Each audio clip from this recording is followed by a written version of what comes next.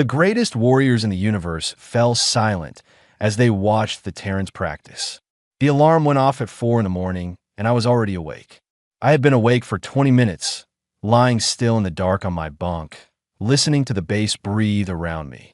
Voss 9 had a strange kind of quiet at night. Not silent. The wind moved through the compound in long, low pulls, and the twin moons threw pale light through the slat window above my bed. It was a peaceful kind of place if you forgot what it was built for. I sat up, pulled on my boots, and started lacing them before the second alarm could sound. Sergeant Marcus Webb, 12 years in uniform. 3rd Battalion, 7th Terran Ground Division, currently on rotating attachment to Coalition Forward Base Kareth. Our mission officially was Joint Force Integration, learning to work alongside the other species that made up the Galactic Coalition, learning to trust them, learning, at least, to understand each other. What it meant in practice was that we woke up, trained, ate, trained again, and slept in the same compound as 3 other species who looked at us with a particular kind of polite interest that people reserve for something they have not yet made up their minds about. I did not mind them watching. I've been watched my whole career. By 5 o'clock, our unit was on the track.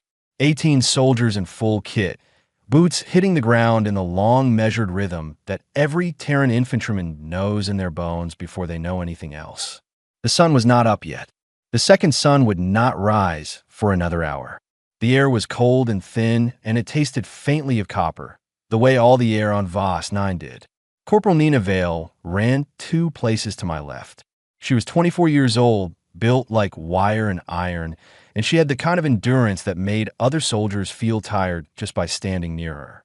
Private Carter Bale was on my right, 6'2", quiet, never complained about anything in 5 years of service.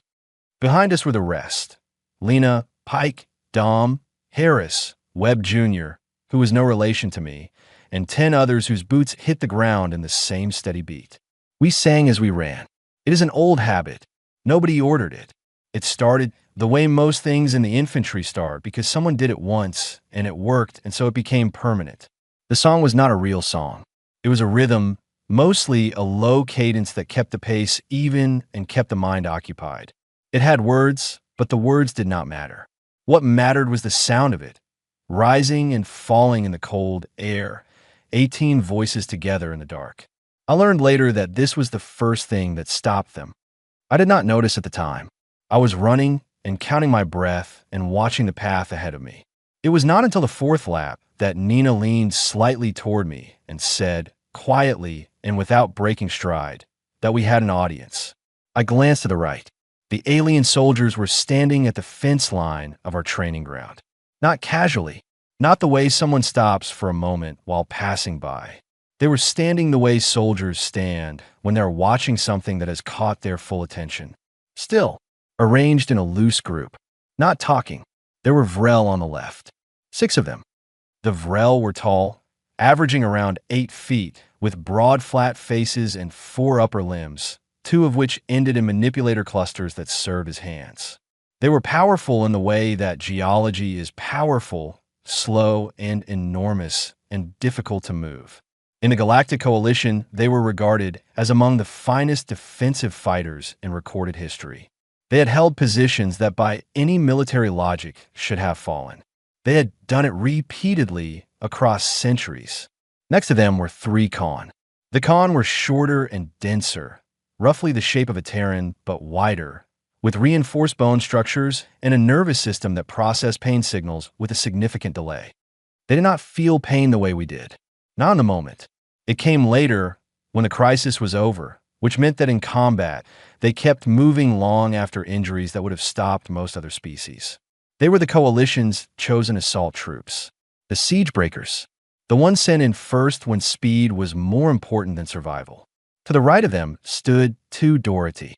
The Dorothy were the ones I knew least about.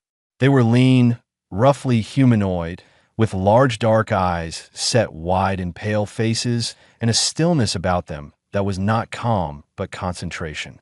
I had been told they were strategists, that they thought in 3 dimensions and planned 20 steps ahead, that they had never lost a war they had started. All of them were standing at my fence line watching my unit jog in the dark and sing a tuneless cadence song. I raised a hand in greeting as we passed them. A couple of them moved slightly. I was not sure if it was acknowledgement or surprise. We ran for another hour. When we finished the run, we did not stop. We moved directly into the strength and movement drills, still in kit, still carrying the full weight we had been carrying for the hour before. The sun came up during the drills. The copper taste in the air warmed slightly. Nobody in my unit asked to rest. The rest was built into the structure of the drills themselves, brief and deliberate, and when it ended, you moved again. I was watching the fence from the corner of my eye. They had not left. More of them had come. In fact, there were now at least 30 alien soldiers along the fence line, gathered in their 3 separate groups, watching. One of the Vrel had taken out a small device and appeared to be recording. A con officer was speaking quietly to the soldier beside him. The Doherty had not moved at all. We moved into the combat drills at 7 o'clock. Not combat in the way civilians picture it. No noise for the sake of noise, no performance. The drills were clean and deliberate and fast. 2 soldiers moving against each other in the close contact patterns we had been training since basic. 2 becoming 4 becoming 8. The patterns building from individual technique to team coordination in the way that Terran infantry training builds it from the ground up until the body stops thinking about it and just does it. Nina was my partner for the first rotation. She had about 4 inches of reach on me and used them well. I blocked the first strike, caught the second, reversed into a takedown that she flipped out of cleanly. We kept moving. Neither of us spoke. We had done this enough times that the language was in our hands and our feet and the small adjustments of weight we made without deciding to. When the rotation ended, I stepped back and breathed and looked at the fence again. The Vrel officer was very still. That was unusual. Vrel were not naturally still. They shifted and adjusted constantly, the way large animals do, keeping their balance. This one had stopped moving. Commander Shrath came to find me at the end of the session. I knew Shrath by reputation before I met him. He was one of the Vrel Coalition's senior military liaisons, which meant he was intelligent in the way that career soldiers with long records are intelligent, practically, specifically, without waste. He had served 40 years. He spoke Terran standard without an accent, which was rare for a Vrel. He found me at the water station, drinking and watching my unit cool down. He stood beside me for a moment without speaking. Then he said, "Sergeant Webb, a question. Sir, what are you preparing for?" I looked at him. His 4 eyes were focused on my unit. The expression on his broad, flat face was not easy to read.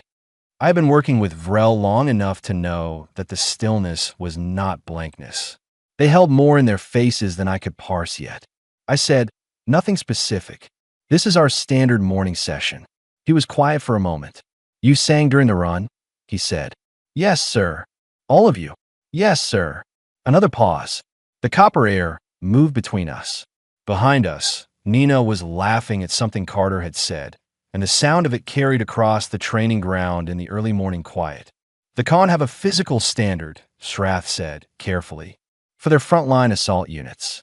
It is considered the most demanding conditioning protocol in the Coalition, the benchmark by which military fitness is measured." "I know of it," I said. "How does your morning session compare to it?" I thought about it honestly. I'm not sure. I've never reviewed the full protocol. Shrath looked at me for a long moment. Then he said quietly, something in Vrel to the officers standing behind him. I caught one word. I had been learning Vrel for 6 months and I was not good at it yet, but I caught one word. The word, roughly translated, meant ordinary. He turned and walked away. I finished my water and went to help Harris with the equipment. It was not until that evening, sitting on my bunk writing the day's notes, that I thought about the way the soldiers at the fence had stood. Not curious, not interested. Still, the way things go still when they're trying to understand something that does not fit the shape of what they already know. I wrote my notes. I closed my notebook. I turned off the light. Outside, Vos9's 2 moons were rising. The base was quiet except for the wind.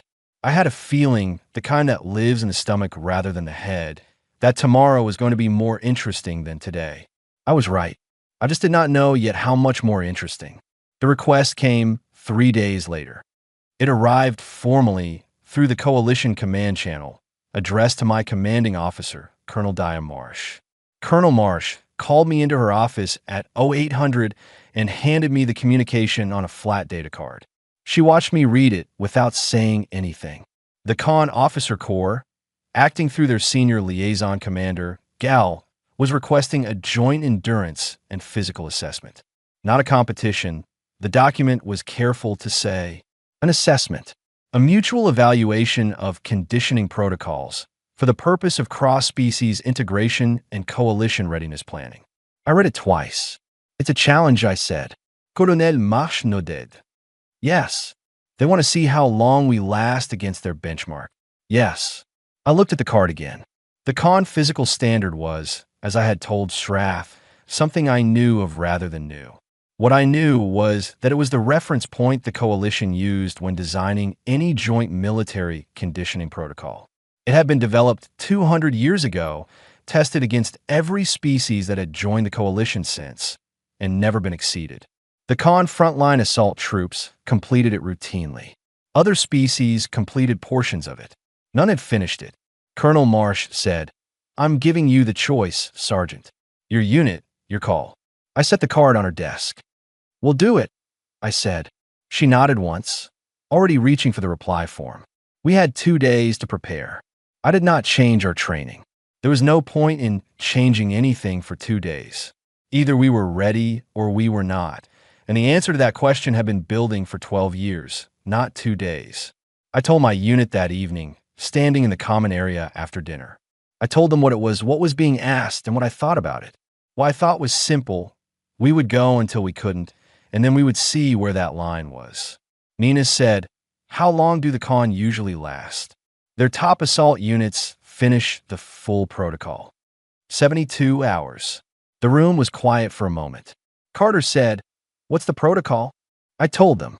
Load-bearing march with full combat kit. Standard minimum weight 60 kilograms added to personal gear. March distance, 200 kilometers over broken terrain. No sleep breaks built into the schedule, though rest was permitted if requested. Caloric intake restricted to 70% of normal field ration. Cold exposure phase at the 40-hour mark. 6 hours in sub-zero temperature environment in standard uniform. No additional insulation. After the cold phase, a 10-kilometer sprint in full kit. The room stayed quiet. Then Harris said, "Do we get to sing?" Everyone laughed. Even I laughed. That was why Harris was worth more to a unit than 3 soldiers his size. We started at 6 in the morning on a Thursday. The Khan sent 4 of their frontline assault soldiers, the ones who completed the protocol routinely. Commander Gal was there to observe.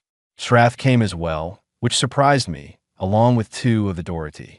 A coalition medical team was present, as required. 8 Terrans on our side. The observation gallery on the east side of the compound filled up well before the start time. I did not count the alien soldiers watching, but there were a great many of them. We marched. The first 10 hours were genuinely fine. I say that not to sound impressive, but because they were. Long marches under load are a fundamental part of Terran infantry life. We had done this in the heat of North Africa, in the mountains of the southern range, in the deep cold of the northern territories on Earth. We had done it in training, and we had done it under fire. The body learns. The body stops arguing about it eventually and simply does it. The Khan marched well. Clean form, efficient stride, no waste. They carried their weight without difficulty. I watched them from the corner of my eye, the way you watch soldiers you want to understand, and what I saw was competence. At the 20-hour mark, 2 of the Khan shifted their kit load slightly. A small adjustment. I noted it. At the 26 hours, one of them asked for a rest break. The protocol permitted it. They took 8 minutes. We kept moving. At the 34 hours, Nina started the cadence. I did not tell her to. Nobody told her to. She just started it low and steady, the same tuneless rhythm from the first morning. Within 30 seconds, everyone in our unit had joined in. The sound of it rolled out across the training ground in the gray pre-dawn air. I glanced at the observation area. Commander Gal had gone very still. At 38 hours, 2 of the Khan assault soldiers stopped. Not from failure of will. I want to be clear about that. They stopped because their bodies gave them a clear and direct signal the kind of signal that the nervous system sends when continuing means serious structural damage. The con felt pain with a delay, but the delay had run out. They stopped cleanly, with dignity, and reported to the medical team. The other two kept going. We kept going. The cold phase came at 40 hours. 6 hours in a chamber held at minus 20 degrees. Standard uniform, no additional layers. I will not pretend this was easy. It was not easy. Cold is cold. The human body knows very clearly what it thinks about minus 20 degrees, and it makes its opinion known constantly and at length. But we had trained in cold. We had worked in cold. We knew the discipline of it. Keep moving, keep the blood going, do not let your mind follow the temperature down. Nina taught Lena a new verse of the cadence song during the cold phase. I heard them working it out while Pike and Dom argued quietly about something else entirely, and Carter stood with his eyes closed and his jaw set, doing the simple patient work of enduring. The last con soldier stopped at 44 hours. He stopped in the cold phase, which is where most things stop. The medical team brought him out. He sat on a bench outside the chamber and watched through the observation window. He watched us for the remaining 2 hours of the cold phase. When we came out, we were cold. Our hands are not working perfectly. Dom had to be helped with his kit buckles, but we were moving. Commander Gal met me at the exit of the cold chamber. He was a large male, older than the soldiers, with the broad, dense structure of a con who had spent a lifetime building himself. He looked at me for a long moment. Then he said, directly and without any diplomatic framing, "Do Terrans feel pain?" I looked at him. I thought about the 44 hours we had just completed. I thought about the cold. I thought about the wait and the miles and the dark hours in the middle of the night when your body sends you a long list of reasons to stop. I said, "Of course we feel pain." He waited. "We just decided a long time ago," I said, "that it was not a good enough reason to stop." Gal looked at me for 3 more seconds. Then he turned and walked away without answering. We did the final sprint, 10 kilometers in full kit. We did not do it fast, not by sprint standards, but we did it. All 8 of us crossed the finish mark. Nina was still making up the new verse of the cadence song. I was fairly sure she had gotten the rhythm wrong, but I did not say anything. When we stopped, Commander Shrath was standing at the edge of the finish area. He had been there the whole time, through the night and the cold and the long gray morning. He looked at me for a moment. Then he looked at my unit. Then he looked at Gal. Gal said nothing.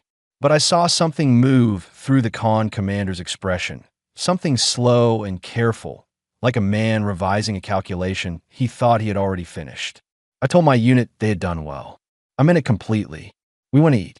We were very hungry. Behind us in the observation gallery, I heard the sound of voices. Not conversation. Not the normal sound of soldiers talking after an exercise. Something quieter than that. More deliberate. The sound of people reconsidering something. I did not know yet what they were reconsidering. I would find out soon enough. Shrath came to find me on a Wednesday afternoon. I was in the equipment bay with Pike, checking kit after a field exercise. The morning had been standard, 2 hours of movement drills, a navigation problem across the eastern ridge, some cross-training with the Vrel engineering unit on communication equipment. Useful work. The kind of day that doesn't stand out until later when you look back and realize it was the last ordinary one for a while. Shrath knocked on the open door of the bay and waited. That was a Vrel custom, waiting at the door. They were careful about entering spaces that belonged to others. I had come to appreciate it. "Sergeant Webb," he said, "do you have a few minutes?" "Yes, sir." He came in and stood a few feet away, watching me work for a moment. Shrath was not the kind of commander who filled silences. He let them sit until he was ready. "I have been reviewing Terran military history," he said. I looked up from the kit check. "How far back?" "Far enough," he said, "that I am not sure I have reached the beginning." I set down what I was holding. Pike found somewhere else to be, which Pike was excellent at. Shrath held a small data reader. He looked at it for a moment before he spoke again. "I want to ask you about some things I found," he said. "I want to confirm whether the records are accurate." "I'll do my best, sir." He looked at the reader. "Your species fought continuous, organized warfare for at least 10,000 years before making first contact with any other intelligent species." "Roughly, yes. Using only technology you developed yourselves. No external input. No access to off-world knowledge or resources. Correct. He was quiet for a moment. You developed increasingly powerful weapons throughout that period. Yes. And continued fighting. Yes. Another pause. Longer this time. The wind moved through the equipment bay. Somewhere outside, Carter was running a vehicle check, and the sound of it came in as a low, steady hum. Strath said, "You experienced multiple events during that period that your own historians classify as near extinction level." I said, "That's accurate. Plagues, environmental collapse, global conflicts of a scale that modern military models classify as unsurvivable for a species at your level of development." Yes. He looked at me. "And after each one, you rebuilt." Yes. Rebuilt your populations, your infrastructure, your military capacity. Yes, sir. And then continued fighting. I thought about it. Not always immediately. Sometimes there were long periods of stability first. But eventually, yes. Strath set the reader down on a crate and looked at me steadily. His four eyes moved in the slight, independent way Vrel eyes moved when they were processing something complex. "You built training systems for children," he said. "Formalized preparation for combat, beginning in childhood. Physical training, yes. Also discipline, structure, mental conditioning. It varied by culture and period. You developed entire philosophies," Strath said, "around the concept of dying well." I did not answer immediately. I thought about what he was describing. I thought about the texts I had read in school, the ones from the old warrior traditions, the ones that said a soldier's purpose was not to survive, but to act rightly until they could not act at all. "Yes," I said, "that's accurate." Strath picked up the reader again. He turned it over in his large hands, a slow, thinking gesture. He said, "The records from your 22nd century describe a conflict that lasted 40 years. By the end of it, your population had been reduced by 18%. Your infrastructure in the affected regions was functionally destroyed. The environmental damage took 2 centuries to fully recover." "Yes, sir. And within 11 years of the end of that conflict, your species had launched its first crewed mission to the outer edge of your solar system." 10 years and 8 months, I said. I read about it in school. Strath was still. "You were so accustomed to operating under extreme pressure," he said slowly, "that you treated the aftermath of a catastrophic war as a relatively stable working environment." I had not thought about it that way before. I considered it. "I think that's probably right," I said. Strath nodded once. A small, careful movement. "The records I am reviewing were compiled and cross-referenced by coalition historical analysts after Terran first contact. The analysts flagged several data points as potentially corrupted because they considered the numbers implausible." "What kind of numbers?" "The total count of organized military conflicts in Terran recorded history. The proportion of your population that has served in military roles across the centuries. The survival rates your species maintained through events that, for other species, ended civilizations." He set the reader down again. "The analysts believe there must be errors," he said. "They submitted a formal query to the Terran Historical Archive. The archive confirmed every figure." I did not know what to say to that. It was not something I had been asked to react to before. It was simply history. It was the past. It had happened, and then more things had happened, and eventually people like me had been born into a world that was built on all of it, and we did not think about the building materials very often. "Commander Strath," I said, "can I ask you something?" "Yes." "Why does it bother you?" He looked at me for a long time. "It does not bother me," he said, finally. "I'm not sure bother is the right word. What I'm trying to do, Sergeant, is understand something." He paused. "In Vrel history, there are periods of sustained conflict. We have our own wars, our own catastrophes. We rebuilt from them, as you did." Another pause. "But we rebuilt differently. After each major conflict, we built structures specifically designed to prevent the next one. Treaties, monitoring systems, mutual deterrence agreements. The energy went into prevention." "We did that too," I said. "Eventually." "Yes," Strath said. "But you continued producing soldiers. Not just for defense.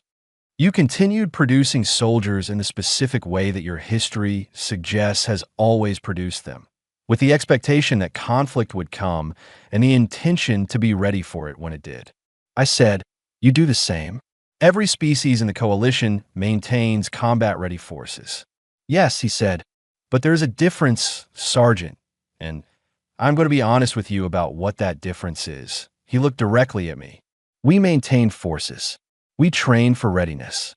But underneath the training, underneath the doctrine and the protocol and the professionalism, there's always a hope that the forces will not be needed. That training is preparation for something that will not come." He was quiet for a moment. "When I watch your unit train, I do not see that hope." I thought about what he was saying. "What do you see?" I asked. Strath said, "I see people who are very good at something, who know they're very good at it, and who are waiting." The equipment bay was quiet. Outside, Carter had finished the vehicle check. The copper-tasting wind moved through the slatted walls. "Not impatiently," Strath added. "That is the part that is difficult to classify. You're not eager. You're not looking for it. You're simply ready for it in a way that implies you have always been ready for it, and that being ready is not a state that costs you anything. It is simply what you are." I picked up the kit I had set down and went back to checking it. "My grandfather was a soldier," I said. "His father was a soldier. His grandmother served in the border conflicts of the 23rd century. My family has been in uniform, in one form or another, for 6 generations. I worked the buckle and moved to the next piece. I don't think we see it the way you're describing, sir. It's not readiness we carry. It's just habit. This is what we do." Strath looked at me for a long moment. Then he said, very quietly, something in Vrel that I could not follow. He said it to himself, not to me, and he picked up his data reader and walked out of the equipment bay without another word. I watched him go. That evening, Colonel Marsh called me to her office again. She told me that the Doherty had submitted a formal request to the Coalition High Command. They wanted Terrans reclassified in the Coalition's official species threat taxonomy. Currently, we were listed under Allied Combat Forces Standard. The Doherty wanted us moved to a new category that had not existed before, which they had submitted as a formal proposal to the Taxonomic Board.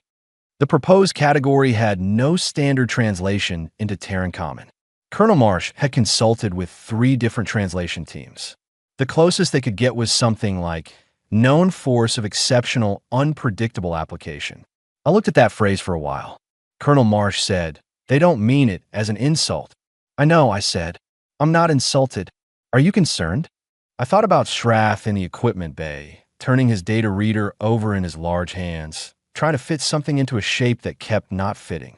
I thought about the Vrel soldiers at the fence in the early morning, watching my unit run and sing. I thought about the con commander asking me if Terrans felt pain and the way he had looked when I answered. "No, sir," I said. "I'm not concerned." She nodded and dismissed me. I went back to my bunk and wrote my notes. The moons were rising again.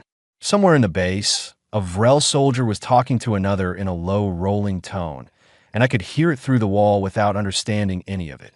The thing about history is that it feels distant until someone reads it back to you, until someone else looks at the long list of everything your people have been through, and the long list of everything your people have done, and says, quietly, "What are you?" I had never been asked that before. Not seriously. Not by someone who genuinely wanted to know. I was not sure I had a good answer, but I had a feeling that whatever happened next was going to help me find one. The war game was Colonel Marsh's idea. I say that because she told me so herself directly on the morning she briefed our unit. She had proposed it to Coalition Command 10 days after the Doherty submitted their reclassification request. She framed it as a training exercise, a way to build practical cross-species coordination before the Coalition's next operational deployment. Coalition Command approved it in 48 hours, which was fast for a multilateral military organization. What it actually was a test. Everyone knew it. Nobody said it. The scenario, a simulated planetary assault on a fortified position. The world chosen was a training ground planet 7 hours from Voss 9, rocky and cold and geologically awkward, the kind of terrain that punishes poor planning. A fortified compound at the center of a highland plateau, surrounded by broken ground and defended by a fully automated simulation system designed to respond with calculated force to any approach. Coalition objective: take and hold the compound. Total operation time: 48 hours. All 4 species participating. The Terran unit was given a specific assignment.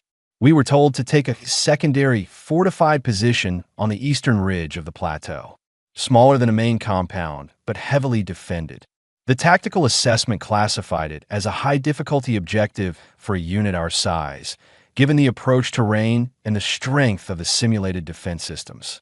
The Khan were assigned the main compound assault. The Vrel were given perimeter containment and support. The Doherty were in command coordination. Colonel Marsh showed us the assignment map at 0700. She pointed to the eastern ridge position. She pointed to our unit's designation on the map. She said, "This is yours." I looked at the map. The eastern ridge position sat at the end of a narrow approach corridor, steep on 3 sides, with open ground on the 4th that the simulation system could cover without difficulty. The fortification itself was not enormous, but for 8 soldiers against an automated defense with the specifications listed on the tactical sheet, it was not a comfortable assignment. I said, "Understood, Colonel." She looked at me for a moment.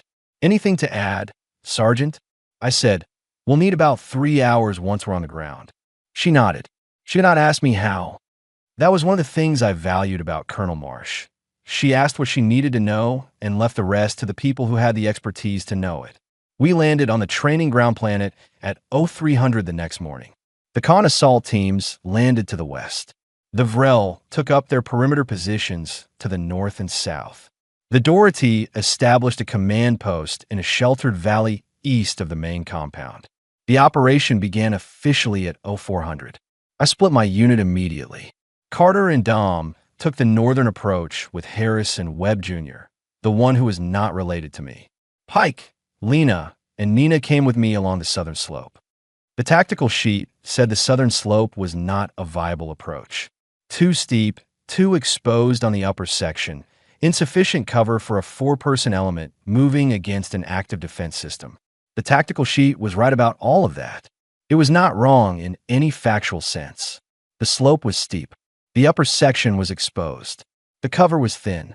But the southern slope was also the one approach the simulation system's targeting arcs did not fully cover, because the system had been designed with Standard Doctrine in mind, and Standard Doctrine agreed that the southern slope was not a viable approach, and so the system had allocated fewer resources to covering it.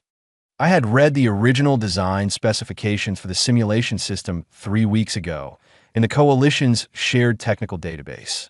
It had taken me 6 hours. It was a very long document. We were halfway up the southern slope before the system registered us as a credible threat. I will not pretend the next 40 minutes were comfortable. They were not. The simulation system was accurate and fast, and it made the upper section of the slope a serious problem. Pike took a hit that the simulation counted as a significant injury. In real terms, it meant he moved to a limited function role for the rest of the operation. I moved him to a covering position and kept going with 3. We reached the ridge. From the ridge, we could see the eastern fortification clearly. We could also see something the tactical sheet had not mentioned, because the tactical sheet had been written for an approach from the north, which was the assigned approach, which we were not taking. There was a secondary access point on the eastern face of the fortification. A maintenance access, built into the wall, rated for internal maintenance use only and therefore not included in the primary defensive assessment. I called Carter. Carter had his element in position on the northern approach. He had done exactly what I had asked him to do, which was to keep the northern approach active and draw the system's attention without committing fully. He had done this very effectively. The system's resources were more than half allocated to the northern approach. I said, "Over the channel, we're at the ridge. Eastern face has a secondary access. We're going in." Carter said, "Understood. Give us 30 seconds to push harder." I said, 20. He said, "Done." 20 seconds later, Carter's element pressed the northern approach hard, and the system reallocated resources to meet it. We came down off the ridge and crossed the open ground in 11 seconds. The simulation registered us at 9 seconds. 2 seconds of exposure. Nina reached the eastern face first, and I was next, and Lena was behind me. The secondary access opened with a standard coalition maintenance code. I had looked up the standard codes in the technical database, along with the design specifications. We were inside. The next 8 minutes were the fastest 8 minutes I had ever spent in a training environment. The fortification's internal defense was lighter than the external system. It was designed to handle internal incidents, not a breach from an unexpected vector. We cleared it section by section, the way you clear any enclosed space, and when we came out the other side, the simulation flagged the eastern position as taken. We had been on the ground for 2 hours and 40 minutes. I called Colonel Marsh. She said, "Status, Sergeant." I said, "Eastern ridge position is taken and held. Pike is at limited function. Everyone else is operational." There was a short pause. She said, "The con are still on approach to the main compound." I said, "I know. What do you need from us?" Another pause. Longer this time. She said, "Hold position and wait for command direction." I said, "Understood." And then, after a moment, "Colonel, we can see the eastern flank of the main compound from our position. If the con push from the west and we move from the east, the simulation system will have to split allocation."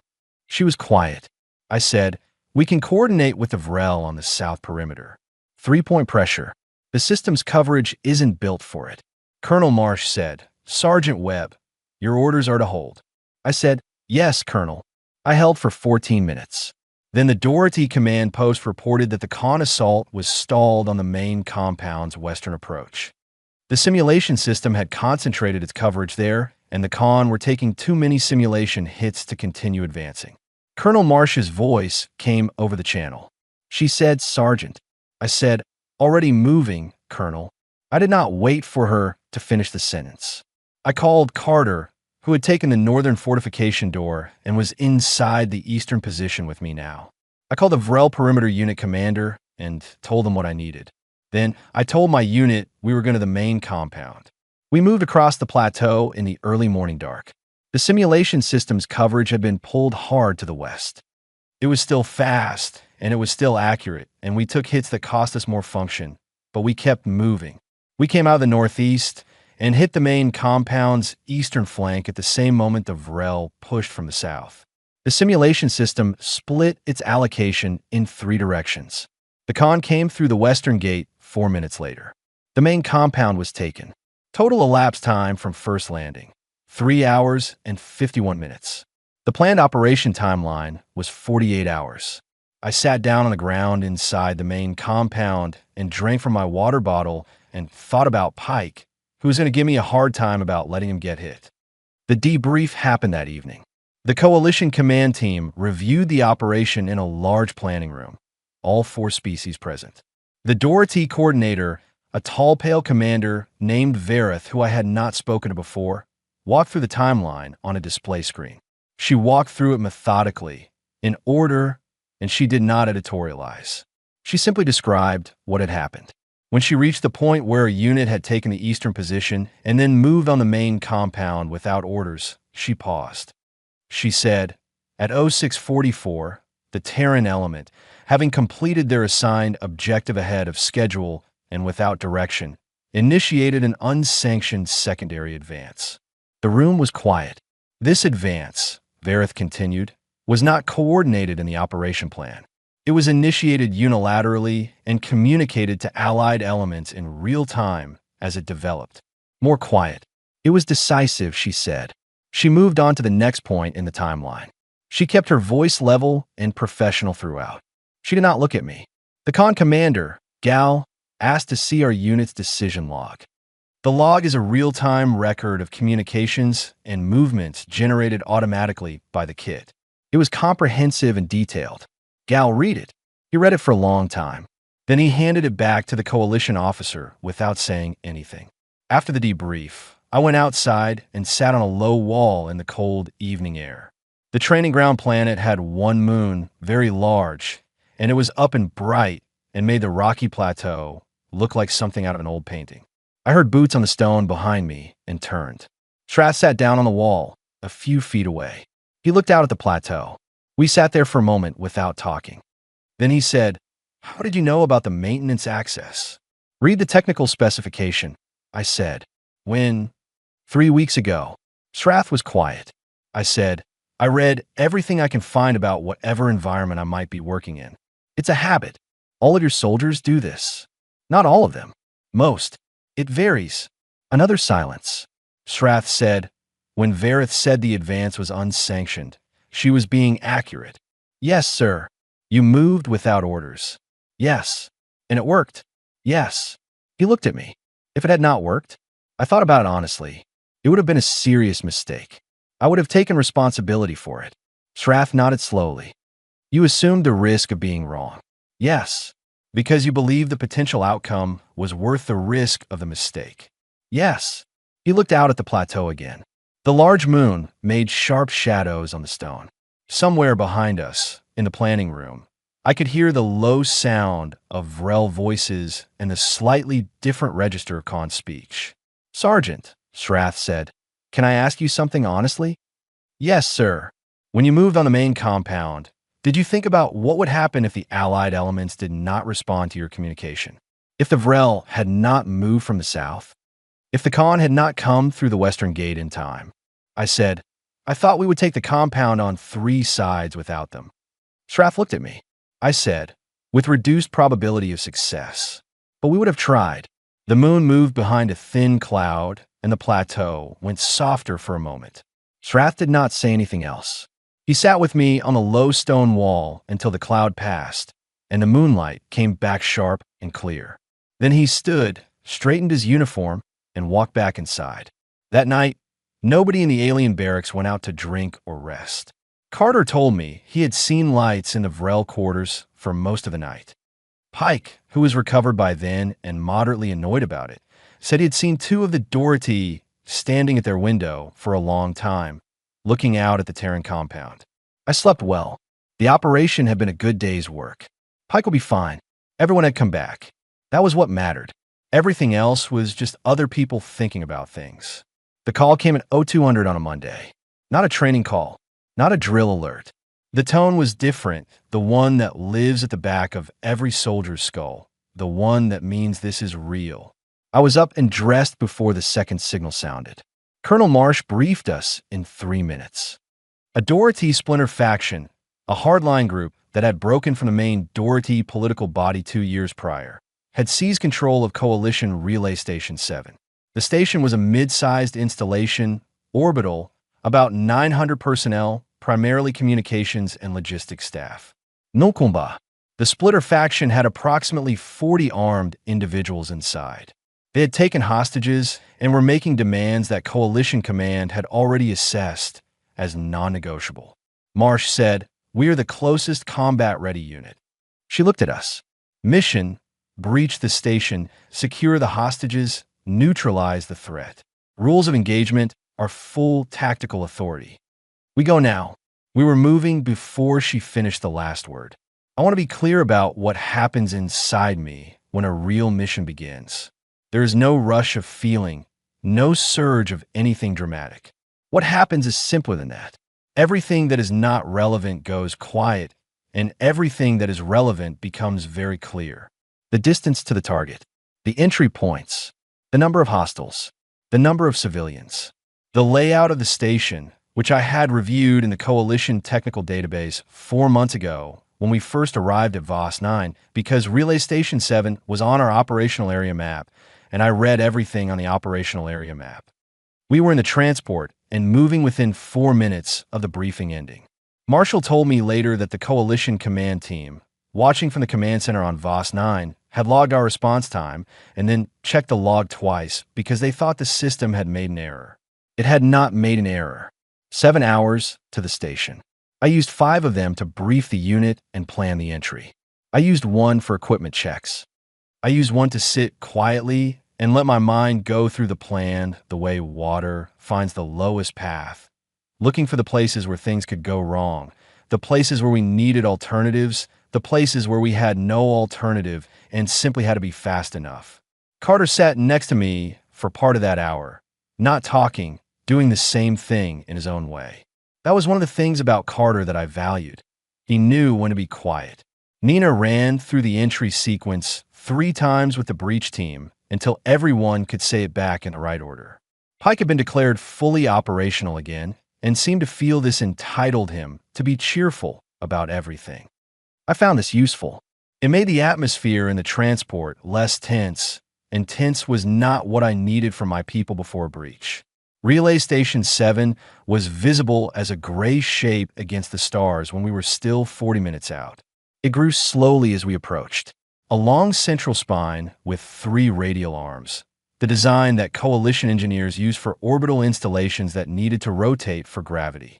Lights on, running normally, no external signs of the situation inside. That was what the Splinter faction wanted, the appearance of normality while they held 900 people and made their demands. I went through the entry plan one more time with the breach team. Station schematics. The station had 4 external access points. 3 were standard docking bays, large and obvious, and exactly the places 40 armed people would be watching. The 4th was a maintenance hatch on the underside of the central spine, designed for external repair operations, large enough for 2 people abreast. The maintenance hatch required an external approach on a vector that would not be visible from any of the internal observation posts. The transport had been flying that vector for the last 3 hours, closing the distance while staying in the station's sensor shadow, which we had calculated from the technical specifications in the database. The pilot was very good. I told her so when we came to the final approach. She said she knew and kept her eyes on the instruments. We docked at the maintenance hatch at 0917. The hatch opened on a standard coalition maintenance code. I went first. What followed was 11 minutes. I know because the operation log records it. It felt like no time at all and simultaneously like a very long time, which is what real time feels like when everything in you is fully engaged with exactly what is happening right now. The station interior was known to me in the way that any space is known to you when you have studied its plans carefully, in 2 dimensions as a diagram, as a set of distances and relationships between points. Becoming 3-dimensional happened fast. The corridors were narrower than I had pictured, and the lighting was lower. We moved. I'm not going to describe what the 11 minutes looked like in full detail. What matters is this. We found the civilians in the station's primary operations hub, on the central spine, held by 12 members of the Splinter faction. The remaining faction members were distributed across 3 secondary positions through the station. We had trained for exactly this kind of distributed control problem in the wargame. We had trained for it before that, in dozens of simulations, in real operations, in years of work that had made the decisions automatic. We split. We moved to each position in sequence, fast and coordinated, using the station's internal communications to confirm each position as secure before moving to the next. At 11 minutes, the operations hub was clear. All civilians accounted for. All positions secured. One of my soldiers had been hit, a real hit, in the last of the secondary positions.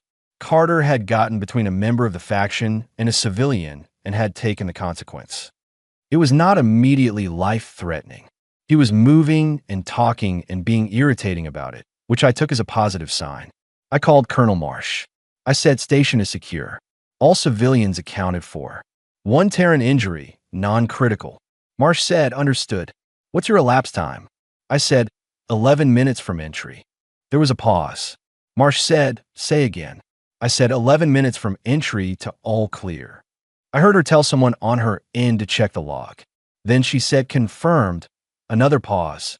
Well done, Sergeant. I told my unit the same thing. I meant it the same way. We kept the station secured until a coalition medical team and a diplomatic unit arrived 2 hours later. Carter was seen by the medical team. They confirmed non-critical, and Carter confirmed this by being irritating about the treatment process until the medical officer threatened him with a sedative. I thought that was fair. Commander Schrath arrived with the coalition command team. He found me in the corridor outside the operations hub. I was sitting on the floor with my back against the wall, eating a field ration because we had not eaten since before the mission and I was hungry. Schrath looked at me for a moment and then sat down on the floor as well, which I had not expected. Vrel did not typically sit on floors. Their build made it slightly awkward. He said, 11 minutes. I said yes. From a maintenance hatch to all clear. Yes. He was quiet. I said, the hatch code was in the database. I had the schematics. We knew where the observation posts were, and we knew which approach vector they couldn't cover. The rest was just moving. Strath said, Sergeant, I have been in this coalition for 20 years. I have participated in 34 joint operations. I have reviewed the tactical records of every major coalition action since the alliance was formed. I waited. What I watched this morning, he said, was not unusual in its individual parts. Entry through an unexpected vector. Rapid clearance of multiple positions. Maintaining coordination under time pressure. He looked at me. Any of our species' best units could do 1 or 2 of those things well. Occasionally 3. I ate another bite of the field ration. It was not very good, but I was hungry enough that it didn't matter. Strath said, we do not have a word in Vrel for what I watched this morning. All of it together. The preparation that began months ago when you read the station schematics without being asked. The planning done in the transport. The 11 minutes. I said, we have a word. He looked at me. Training, I said. Strath looked at me for a long time. Then he said, slowly, carefully, the way a person speaks when they're trying to translate something that does not translate well. In Vrel, there's a concept. It is not commonly used in modern speech. It comes from Old Vrel, from the period before the First Alliance, when my species was still organizing itself into its first large territorial units. He paused. It describes a phenomenon in nature, a force that moves with intention. Not just power, but direction, purpose, a force that knows what it is doing. I nodded slowly. We have never, he said, applied that word to another species before. The corridor was quiet. Somewhere deeper in the station, I could hear the coalition diplomatic team beginning the formal process of clearing the situation, the careful, patient work of bureaucracy that followed operational work. Strath said, Colonel Marsh is being briefed now. Coalition Command is preparing a formal commendation for your unit. He paused. Commander Verith of the Doherty asked me to relay something to you as well. I waited. She said that the Doherty reclassification proposal has been updated. The new proposed category name is not yet translated. The closest the translation team has come is a force that does not require conditions. I thought about that. A force that does not require conditions. Not waiting for the right moment, or the right equipment, or the right weather, or the right numbers. Simply proceeding because that was what the situation needed and you were there. I said, I'm not sure that's quite right either. Strath said, what would you say instead?